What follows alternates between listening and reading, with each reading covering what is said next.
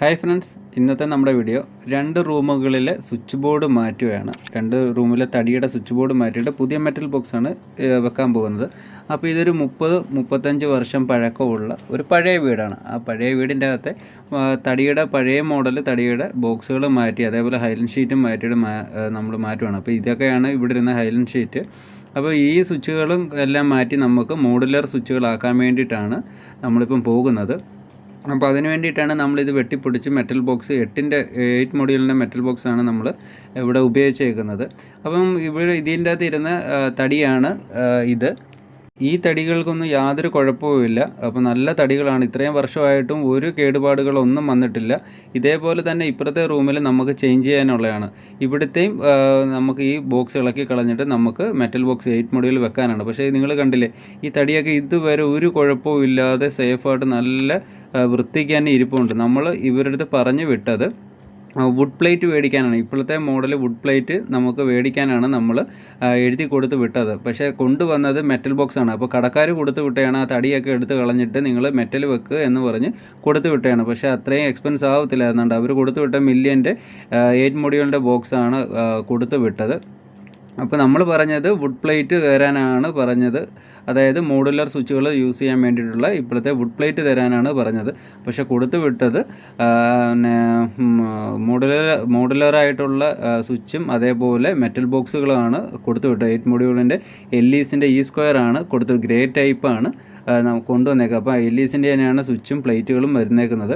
അങ്ങനെ നമ്മൾ പൊട്ടിച്ച് നമ്മൾ ബോക്സുകൾ സെറ്റാക്കി വെച്ചിട്ടുണ്ട്. അതിനോടൊപ്പം തന്നെ വയറുകൾ വേറെ കളറൊന്നും ഇല്ലാത്തതുകൊണ്ട് എല്ലാം വയറുകളും ഒരേപോലെ ഇരിക്കുന്നതുകൊണ്ട് നമ്മൾ മാസ്കിൻ ടേപ്പ് കൊണ്ടൊന്ന് അടയാളപ്പെടുത്തി വെച്ചിട്ടുണ്ട്. ഫാന്, ലൈറ്റ്, ന്യൂട്രൽ, ഫേസ്, അതേപോലെ മാസ്റ്റർ, അതേപോലെ 2 വേ. അപ്പോൾ ഇത് എത്രയും നമ്മൾ കൺട്രോൾ നമ്മൾ അറിയാൻ വേണ്ടിയിട്ട് എല്ലാം ഒരേ കളർ കോഡ് ആയതുകൊണ്ട് നമ്മളത് മാർക്ക് ചെയ്ത് വെച്ചിട്ടുണ്ട്. അതേപോലെ ബോക്സുകൾ വെക്കാൻ നേരത്ത് ഭിത്തിയുടെ ലെവലിന് തന്നെ, അതായത് പഴയ ഇരിക്കുന്ന ഭിത്തിയുടെ ലെവലിന് തന്നെ ബോക്സുകൾ ഉറപ്പിക്കാൻ ശ്രമിക്കണം. ഇല്ലെങ്കിൽ വലിയ വൃത്തികേടാണ്. അപ്പോൾ ഇതേപോലെ തന്നെ കറക്റ്റ് തൂക്കിന്, ഭിത്തിയുടെ അതേ തൂക്കിന് തന്നെ ബോക്സുകൾ കറക്റ്റായിട്ട് പ്രൊജക്റ്റ് ചെയ്തിരിക്കണം. ഇല്ലെങ്കിൽ ഉള്ളിൽ പോകാൻ പാടില്ല. അപ്പോൾ അതുകൊണ്ട് നമ്മൾ കറക്റ്റ് ലെവലിന് വെച്ച് കഴിഞ്ഞാൽ നമുക്ക് സ്ക്രൂ, ഇതിൻ്റെ കൂടെ വരുന്ന സ്ക്രൂ തന്നെ നമുക്കത് ഇടാം. അല്ലെന്നുണ്ടെങ്കിൽ വേറെ സ്ക്രൂകൾ ഇടേണ്ടി വരും.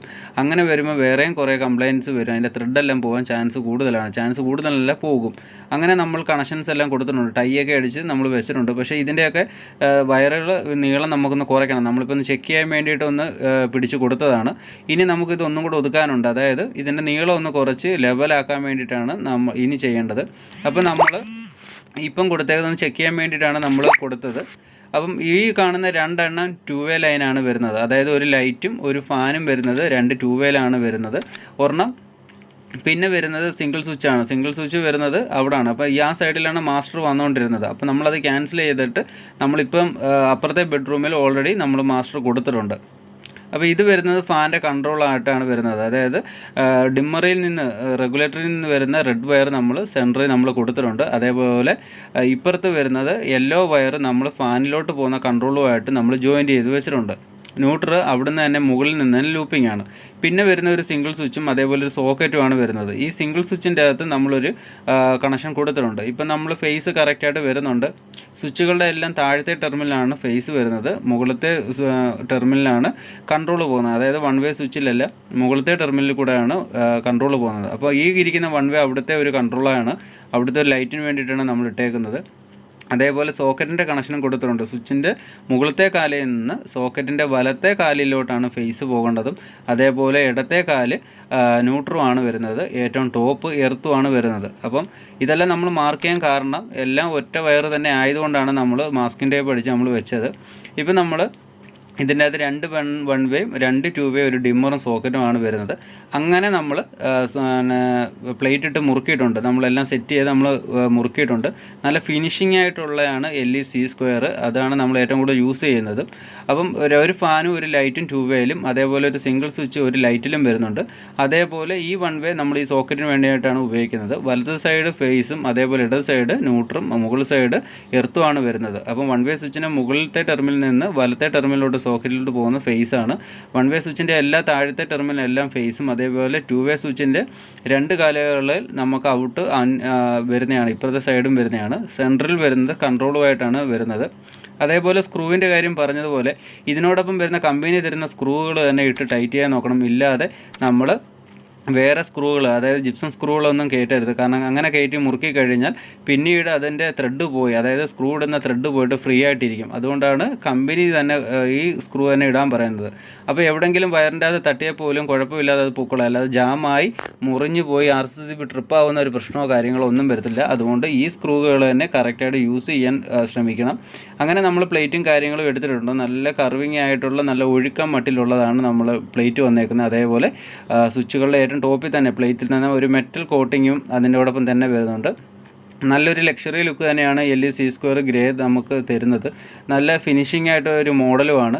ഈ LE-C² പല മോഡലുകളും ഇപ്പോഴും അവൈലബിൾ ആണ്. അതായത് പ്ലെയിൻ ആയിട്ടിരിക്കുന്ന വൈറ്റ് ഉണ്ട്, അതേപോലെ ഡിസൈൻ വൈറ്റ് വരുന്നുണ്ട്, അതേപോലെ ഈ ഗ്രേ വരുന്നുണ്ട്, ഒരു ബ്ലാക്ക് ഷെയ്ഡ് വരുന്നുണ്ട്, മെറ്റൽ കോട്ടഡ് ആയിട്ടുള്ളത് വരുന്നുണ്ട്. അങ്ങനെ ലുക്കി ആയിട്ടുള്ള നമ്മളെ പ്രൊഡക്റ്റുകൾ നമുക്ക് LEs നമുക്ക് തരുന്നുണ്ട്. അപ്പോൾ ഇതിൻ്റെ അകത്ത് നമ്മൾ ഇതേ ടൈപ്പ് തന്നെയാണ് നമ്മൾ പറഞ്ഞു വിട്ടത്. അതായത് വുഡ് പ്ലേറ്റ് തന്നെ കൊണ്ടുവരണം എന്ന് പറഞ്ഞു വിട്ടപ്പോൾ നമുക്ക് മെറ്റൽ തന്നെ കടക്കാരാണ് കൊടുത്തു വിട്ടത്. ചിലയിടങ്ങളിൽ നമ്മൾ പറയുന്ന സാധനങ്ങളല്ല ചില ഷോപ്പുകാർ കൊടുത്തു വിടുന്നത്. അവരവരുടെ ഇഷ്ടപ്രകാരമാണ് ഓരോ സാധനങ്ങൾ പാർട്ടിക്ക് കൊടുത്തു വിടുന്നത്. പാർട്ടിയുടെ അടുത്ത് എന്ത് പറഞ്ഞാലും പാർട്ടി അത് വിശ്വസിക്കുക, അത് കൊണ്ടുവരികയും ചെയ്യും. പക്ഷേ ഇത്രയും എക്സ്പെൻസോ കാര്യങ്ങളോ ഒന്നും വരത്തില്ലായിരുന്നു. നമുക്ക് വുഡിൻ്റെ അകത്ത് വെക്കുന്ന പ്ലേറ്റും അതേപോലെ സ്വിച്ചുകളും ഇതേ ടൈപ്പ് സ്വിച്ചുകൾ നമുക്ക് സെറ്റ് ചെയ്യാനേ ഉള്ളായിരുന്നു. ഇപ്പം മെറ്റൽ ബോക്സും അതേപോലെ ഇത്രയും സാധനങ്ങൾ ഇടിച്ചു പൊളിക്കുകയൊക്കെ വേണ്ടി അവസ്ഥ വന്നു. അതൊന്നും ഇല്ലാതെ തന്നെ നമുക്ക് മാർക്കറ്റിൽ സുലഭമായിട്ട് കിട്ടുന്നതാണ് വുഡ് പ്ലേറ്റുകൾ.